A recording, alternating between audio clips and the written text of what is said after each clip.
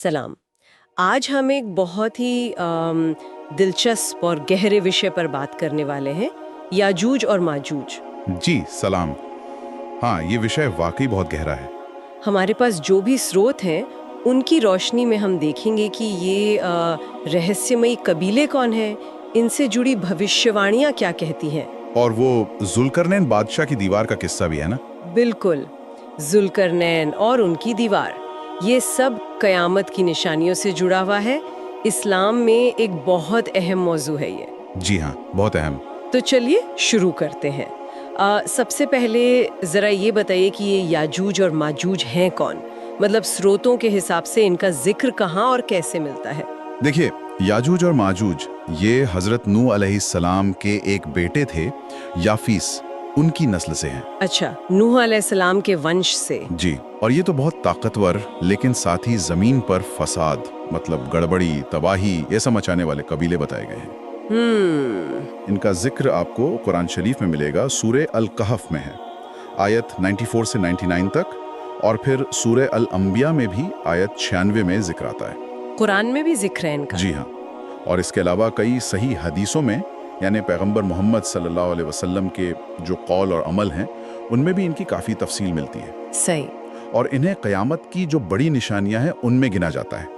एक हदीस में तो यहाँ तक है कि जहन्नम में जाने वाले हर 1000 लोगों में से 999 999 हजार में से? जी, 999 याजूज और माजूज में से होंगे। इससे अंदाजा होता है कि उनकी तादाद कितनी ज्यादा होगी और उनकी फितरत कैसी होगी। बाप रे, ये तो बहुत बड़ी तादाद है। तो ये नूह अलैहिस्सलाम के वंशज, बेहद ताकतवर और विनाशकारी कौम। अच्छा, तो फिर ये जुल्करनैन कौन थे और वो दीवार वाली बात क्या है? उन्होंने क्यों बनाई ये दीवार? देखिए, जुल्करनैन एक बहुत नेक, इंसाफ पसंद और बहुत ताकतवर बादशाह थे। अल्लाह ने उन्हें बड़ी हुकूमत दी थी, बड़े साधन दिए थे। उनकी पहचान को लेकर थोड़ी बहस है। कई लोगों ने ईरान के मशहूर बादशाह साइरस महान से जोड़ते हैं, लेकिन ये मुत्तफिका नहीं है। अच्छा, साइरस, ओके। हाँ, कुरान में जिक्र है कि उन्होंने 3 बड़े सफर किए थे। तो अपने एक सफर में, जो शायद उत्तर की तरफ था, वो 2 पहाड़ों के बीच एक ऐसी जगह पहुंचे जी, जहां के लोग याजूज माजूज के हमलों से, उनकी लूट मार से बहुत परेशान थे, बहुत तंग आ चुके थे। तो जाहिर है वो मदद चाहेंगे। बिल्कुल, उन्होंने जुल्करनैन से मदद मांगी, बल्कि पेशकश भी की कि हम आपको कुछ टैक्स खराज देते हैं, आप हमारे लिए एक मजबूत दीवार बना दें। हाँ, तो जुल्करनैन ने कहा कि भाई, मेरे रब ने जो मुझे दिया है वो ज्यादा बेहतर है, मुझे तुम्हारे माल की जरूरत नहीं, तुम बस अपनी ताकत से, मतलब मेहनत मजदूरी से मेरी मदद करो। अच्छा, उन्होंने पैसे नहीं लिए? नहीं। फिर उन्होंने क्या किया, लोहे की बड़ी बड़ी चादरें मंगवाई और उन्हें पहाड़ों के बीच सेट करवाया। और फिर उनके दरमियान पिघला हुआ तांबा भर दिया। लोहा और पिघला हुआ तांबा, बाप रे। जी हाँ, इससे एक ऐसी दीवार बनी जो बेहद मजबूत थी, जिसे पार करना या तोड़ना नामुमकिन जैसा था। ये तो जबरदस्त इंजीनियरिंग लगती है उस जमाने के हिसाब से। तो क्या ये दीवार आज भी है कहीं? और ये याजूज माजूज फिर अभी कहाँ है? क्या वो इसी दीवार के पीछे हैं? देखिए, ये बड़ा सवाल है। दीवार की जो एग्जैक्ट लोकेशन है, सही जगह, वो आज किसी को यकीनी तौर पर मालूम नहीं है। ये अल्लाह के इल्म में है। कुछ जो आजकल के विचारक हैं वो अलग अलग थ्योरीज देते हैं। कुछ कहते हैं शायद दीवार अब नहीं रही, टूट गई है और याजूज माजूज दुनिया में फैल चुके हैं। वो इशारा करते हैं कुछ खास ताकतों या विचारधाराओं की तरफ, जैसे कोलोनियलिज्म या कुछ कौमों का उभरना। अच्छा, ऐसी भी सोच है। हाँ, लेकिन जो ज्यादातर पारंपरिक इस्लामी विद्वान हैं वो कुरान और सही हदीस की बुनियाद पर यही मानते हैं कि दीवार अल्लाह के हुक्म से अब भी कायम है। जी, और याजूज माजूज उसके पीछे ही कैद हैं। सही बुखारी और मुस्लिम शरीफ में हदीस है कि नबी सल्लल्लाहु अलैहि वसल्लम ने एक बार दीवार में एक छोटे से सुराख की तरफ इशारा किया था। सुराख मतलब वो उसे तोड़ने की कोशिश कर रहे हैं? जी, एक और रिवायत है, उसकी सनद पर थोड़ी बात है, लेकिन उसमें आता है कि वो रोज उसे खोदते हैं, तोड़ने की कोशिश करते हैं, और जब शाम को बस तोड़ने के करीब होते हैं तो कहते हैं चलो बाकी कल तोड़ेंगे। हाँ। लेकिन वो इंशाअल्लाह, यानी अगर अल्लाह ने चाहा, कहना भूल जाते हैं। ओहो। तो अल्लाह रात में उसे फिर से पहले जैसा मजबूत कर देता है और ये सिलसिला चलता रहेगा।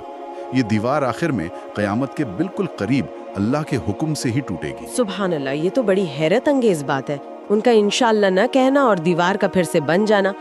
तो जब आखिरकार ये दीवार टूटेगी और वो बाहर निकलेंगे, तब क्या होगा, कैसा मंजर होगा वो? हाँ, इसका जिक्र भी सही मुस्लिम की एक लंबी हदीस में मिलता है। उनका निकलना होगा दज्जाल के खात्मे के बाद। दज्जाल के बाद?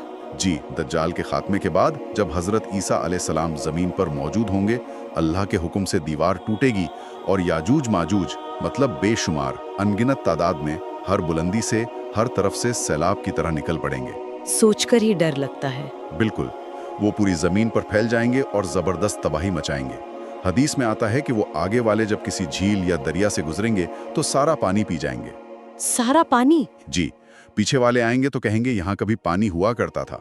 वो इंसानों को, जानवरों को खा जाएंगे, फसलें बर्बाद कर देंगे, मतलब कोई उनका मुकाबला नहीं कर पाएगा। तो फिर इंसान कैसे बचेंगे? तब अल्लाह के हुक्म से हजरत ईसा अलैहिस्सलाम जो बचे हुए मोमिन होंगे, मुसलमान होंगे, उन्हें कोहे तूर यानी तूर पहाड़ पर ले जाकर पनाह देंगे। वो वहाँ महफूज रहेंगे। अच्छा, तूर पहाड़ पर? जी, और फिर हजरत ईसा अलैहिस्सलाम अल्लाह से दुआ करेंगे। तब अल्लाह ताला याजूज माजूज पर एक अजाब भेजेगा, एक बीमारी। उनकी गर्दनों में एक कीड़ा पैदा होगा। कीड़ा? हाँ, नगफ कहते हैं उसे, जिससे वो सब के सब एक साथ एक ही वक्त में मर जाएंगे, बिल्कुल ऐसे जैसे एक जान मरती है। सब एक साथ? जी, सब एक साथ। उनकी लाशों से जमीन भर जाएगी, बदबू फैलेगी। फिर अल्लाह बड़े बड़े परिंदों को भेजेगा जिनकी गर्दनें ऊंटों जैसी होंगी। परिंदे? हाँ, वो उन लाशों को उठाकर वहां फेंक देंगे जहां अल्लाह चाहेगा। और फिर अल्लाह एक जोरदार बारिश भेजेगा जो पूरी जमीन को धोकर आईने की तरह साफ कर देगी। सुभान अल्लाह, ये तो वाकई पहले भयानक तबाही और फिर अल्लाह की तरफ से सफाई। अच्छा, एक सवाल और, क्या दूसरी जो मजहबी किताबें हैं, परंपराएं हैं, उनमें भी ऐसा कुछ जिक्र है याजूज माजूज जैसा? हाँ, बिल्कुल है। यहूदी और ईसाई परंपरा में आप ओल्ड टेस्टामेंट में देखेंगे गोग और मागोग का जिक्र आता है। गोग और मागोग? हाँ, सुना है। जी, खास तौर पर हज़कियेल नबी यानी प्रॉफिट इज़ीकियल, उनकी किताब में इसका जिक्र है। वहाँ भी उन्हें उत्तर से आने वाली ऐसी ताकतें बताया गया है जो आखिरी ज़माने में इसराइल पर हमला करेंगी। अच्छा, तो वहाँ भी जिक्र है इनका? हाँ, हालांकि उनके निकलने का वक्त, उनके अंजाम की जो तफसील है वो इस्लामी नज़रिए से थोड़ी अलग है। और एक दिलचस्प बात यह भी है कि जुल्करनैन, जिनकी पहचान अगर साइरस से की जाए, हाँ, साइरस महान, तो साइरस यहूदियों के लिए भी तारीखी तौर पर बहुत अहम है, क्योंकि उन्होंने ही यहूदियों को बाबिल यानी बेबीलोन की कैद से आज़ाद कराया था। अरे हाँ, ये तो इतिहास में पढ़ते हैं। जी, और उन्हें यरूशलेम वापस जाकर अपना मंदिर दोबारा बनाने की इजाज़त भी दी थी। तो आप देखें कैसे इतिहास और मजहबी रिवायतें कहीं कहीं मिलती हुई नजर आती हैं। वाकई ये बहुत दिलचस्प नुक्ता है, कैसे अलग अलग परंपराओं में ये धागे जुड़ते हैं। तो कुल मिलाकर हमने ये देखा कि याजूज और माजूज का विषय इस्लामी अकीदे में कितना अहम है। ये ईमान, इतिहास, भविष्यवाणी और आने वाले वक्त के जो रहस्य हैं, उन सबको जोड़ता है। जी बिल्कुल। जुल्करनैन की वो दीवार और इन कौमों का मुस्तकबिल में निकलना यकीनन ये बहुत से सवाल खड़े करता है और सोचने पे मजबूर करता है। बिल्कुल। और यहाँ शायद एक आखिरी बात जो सोचने की है वो ये कि लोग अक्सर कोशिश करते हैं कि इन भविष्यवाणियों को अपने दौर के हालात से जोड़ें।